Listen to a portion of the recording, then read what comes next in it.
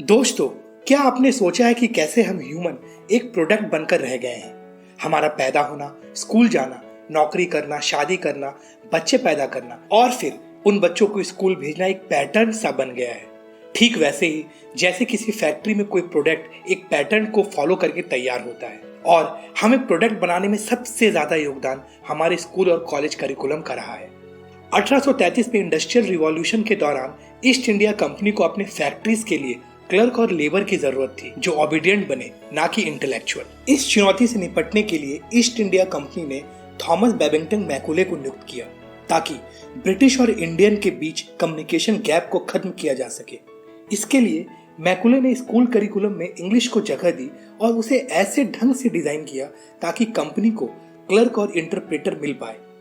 हमारी शिक्षा व्यवस्था आज भी इसी पैटर्न को फॉलो कर रही है। ऐसा नहीं है कि हमारे समाज को इंग्लिश की जरूरत नहीं, इंटरनेशनल लैंग्वेज होने की वजह से बिल्कुल जरूरत है। बस जरूरत नहीं है तो इंग्लिश को लैंग्वेज ऑफ प्रेस्टीज समझने की। अपनी book the great India obsession में आदित्य अय्यर ने हमें वो आईना दिखाया है जिसमें हम अपने जीवन के सबसे प्यारे पल मैकुले की दी हुई शिक्षा व्यवस्था में बर्बाद कर रहे हैं। कैसे आज देश के लिए इंजीनियरिंग प्रोफेशन से ज्यादा ऑब्सेशन बन गया है। स्थिति ऐसी बन गई है कि हम पहले इंजीनियर बन जाते हैं और बाद में सोचते हैं कि हमें जीवन में करना क्या है। ये कुछ चेहरे हैं जिनमें एक बात कॉमन है, पता है क्या? ये सब इंजीनियर हैं। जी हाँ, इन्होंने भी पहले तो इंजीनियरिंग की और फिर बाद में अपने प्रोफेशन को ढूंढते हुए सितारों की बुलंदियों तक जा पहुंचे। एक बात आपको बता दूं कि ये ऑब्सेशन रातों रात पैदा नहीं हुआ। इसके पीछे की कहानी आपको जाननी ही चाहिए। 4 अक्टूबर 1957 को सोवियत यूनियन ने सफलतापूर्वक अपना और दुनिया का पहला आर्टिफिशियल सैटेलाइट लॉन्च किया। नाम था स्पुतनिक। उस दौर में अमेरिका और सोवियत के बीच खुद को बेहतर स्थापित करने की होड़ सी मची थी और इसी क्रम में यूएस ने भी नासा की स्थापना की। नासा बन तो गया पर यूएस के पास ट्रेंड मैन पावर नहीं थे और तभी इंडियन की हायरिंग शुरू हुई। 1966 से 1973 के बीच 4000 से ज्यादा इंजीनियर ने यूएस का रुख किया। एक और घटना जिसने इंडियन पेरेंट्स और स्टूडेंट की सोच में इंजीनियरिंग को सिक्योर और शानदार कैरियर ऑप्शन के रूप में स्थापित किया, वो था नारायण मूर्ति की कंपनी इन्फोसिस। आईटी इंडस्ट्रीज में प्रोग्रामिंग प्रैक्टिस कुछ ऐसी चल रही थी जिसमें ईयर को 2 डिजिट में लिखा जाता था ताकि मेमोरी स्पेस को कम रखा जाए, या यूं बोल सकते हैं कि मेमोरी स्पेस को सेव किया जा सके। जैसे 1990 को 90 लिखा जाता था। 1999 तक तो सब कुछ अच्छा चल रहा था, पर 1 जनवरी 2000 को पूरी दुनिया का सिस्टम इसे 00 पढ़ने लगा और इस एरर को दुनिया के कंप्यूटर सिस्टम से हटाने के लिए नारायण मूर्ति ने Y2K के कंसेप्ट से दुनिया को रूबरू कराया। कोडिंग के साथ साथ इंग्लिश के ज्ञान ने यूएस और यूरोपियन कंट्री का ध्यान भारत की ओर आकर्षित किया। बस फिर क्या था, यूएस और यूरोपियन कंट्री से कई प्रोजेक्ट इंडिया को मिलने लगे। यह सब जानने के बाद कहीं आप ये तो नहीं सोच रहे कि हम आईटी सुपर पावर बन गए? तो जरा रुकिए, आपको बता दूं, फेसबुक, व्हाट्सएप, गूगल, यहां तक कि एक भी ऑपरेटिंग सिस्टम इंडिया में नहीं बनी। तो इससे ये साफ है कि हम आईटी लेबर कॉन्ट्रैक्टर से ज्यादा और कुछ नहीं। हर साल 1.5 मिलियन इंजीनियर निकलने के बावजूद हमारे ग्लोबल इनोवेशन इंडेक्स की रैंकिंग 76 है। हमारे इंजीनियर बनने की होड़ ने आइसलैंड के पॉपुलेशन को भी पीछे छोड़ दिया है। इंडिया में हर साल जितने इंजीनियर निकलते हैं, आइसलैंड की पॉपुलेशन उसकी आधी है। इंजीनियर बनने की होड़ स्कूल से निकलकर एंट्रेंस एग्जाम लिखकर इंजीनियरिंग कॉलेज में एडमिशन पर खत्म नहीं होती। असली कहानी तो शुरू होती है एंट्रेंस एग्जाम की तैयारी से।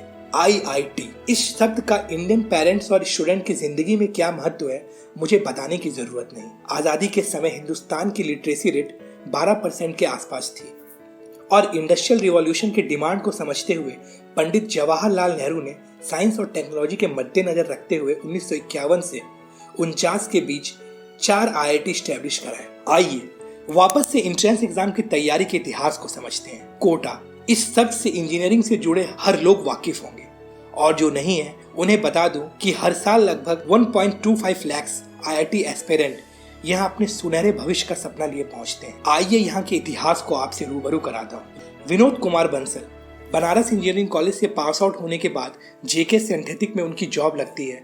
1973 में नीलम से शादी होती है और सब कुछ अच्छा चल रहा होता है। फिर अचानक बंसल को महसूस होता है कि उन्हें अपने शरीर को हिलाने डुलाने में परेशानी हो रही है। डॉक्टर से मिलने के बाद पता चलता है कि वो एक बीमारी से ग्रसित हैं जिसमें शरीर की मांसपेशियां धीरे धीरे काम करना बंद कर देती है। शरीर की हालत अच्छी नहीं होने की वजह से कंपनी ने भी लेटर दे दिया कि अब आप फैक्ट्री में काम करने के लिए उपयुक्त नहीं है। फिर किसी ने सुझाव दिया कि आपको ट्यूशन पढ़ाना चाहिए। बंसल की मैथ्स अच्छी थी तो उसने डिसाइड किया कि मैथ्स की ट्यूशन लेंगे। फिर धीरे धीरे एक के बाद एक आईआईटी को कोटा से रैंकर्स मिलने लगे। परिस्थिति कुछ ऐसी बनी कि जेके सिंथेटिक बंद हो गई और उसमें काम कर रहे कर्मचारी बंसल के साथ हो लिए। 1957 में कुछ ऐसा हुआ जिसने पूरे हिंदुस्तान का ध्यान कोटा की ओर आकर्षित किया। 100 से ज्यादा स्टूडेंट जो आईआईटी में सेलेक्ट हुए कोटा से थे। फिर क्या था, स्टूडेंट के यहाँ आने की होड़ सी लग गई। वैसे भी इंडियन पेरेंट्स को अगर पता चल जाए कि मंगल ग्रह से 100+ लोगों का आईआईटी में सिलेक्शन हो रहा है तो वो अपने बच्चे का बैग पैक करके उन्हें वहां भी भेज दें। सिर्फ कोटा ही नहीं, आज देश के हर एक हिस्से में कई इंस्टीट्यूट खुले हैं जो बच्चे को इंजीनियरिंग की तैयारी करवा रहे हैं और इस बिजनेस का टर्नओवर बॉलीवुड इंडस्ट्री से भी ज्यादा है। दोस्तों, जो बच्चे इंजीनियरिंग करना चाहते हैं उन्हें करना ही चाहिए, पर जिन्हें इस सब्जेक्ट में इंटरेस्ट नहीं है उन्हें दूसरे कैरियर विकल्प को चुनने की आज़ादी मिलनी चाहिए। ये आज़ादी बच्चों से छीन रही है, तभी तो देश की आज़ादी के बाद भी हम किसी तरह बस 26 ओलंपिक मेडल लाने में सफल हो पाए हैं और वहीं चाइना ने अकेले 2008 के ओलंपिक में 100 मेडल को अपने नाम किया।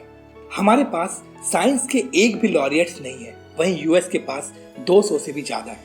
हर माँ बाप की तरह देश के सबसे प्रतिष्ठित परिवार ने भी कोशिश की कि उनके बेटे का एडमिशन आईआईटी में हो जाए और इसके लिए आईआईटी दिल्ली के डायरेक्टर को चाय पर बुलाया गया। बच्चे के स्कूल रिकॉर्ड को देखकर डायरेक्टर ने एडमिशन के लिए मना कर दिया और फिर बाद में इस बच्चे ने इंपीरियल कॉलेज ऑफ लंदन से अपनी डिग्री कंप्लीट की। ये परिवार था गांधी परिवार और जिस बच्चे की बात मैं कर रहा हूँ वो थे Rajiv Gandhi. The great Indian obsession इस बुक में आदित्य अय्यर ने ऐसे कई फैक्ट्स एंड फिगर को बड़े आसान और कहीं कहीं तो हास्यपद शब्दों में हमारे सामने रखा है, जिसे एक भारतीय होने के नाते हमें जानना ही चाहिए। 2 साल तक 17 राज्यों के 10 शहरों की खाक छानने के बाद इस बुक में अय्यर ने भारतीय शिक्षा व्यवस्था की जो तस्वीर प्रस्तुत की है वो काबिलिए तारीफ है। 155 पन्ने की इस बुक में प्राइवेट और गवर्नमेंट स्कूल के कंपैरिजन को आंकड़ों के साथ साझा किया गया है और बताया गया है कि एक साल में एक बच्चे पर लगभग 60,000 रुपए खर्च करने के बाद भी कैसे सरकार सरकारी स्कूल की शिक्षा व्यवस्था को सुधार पाने में नाकाम हुई है।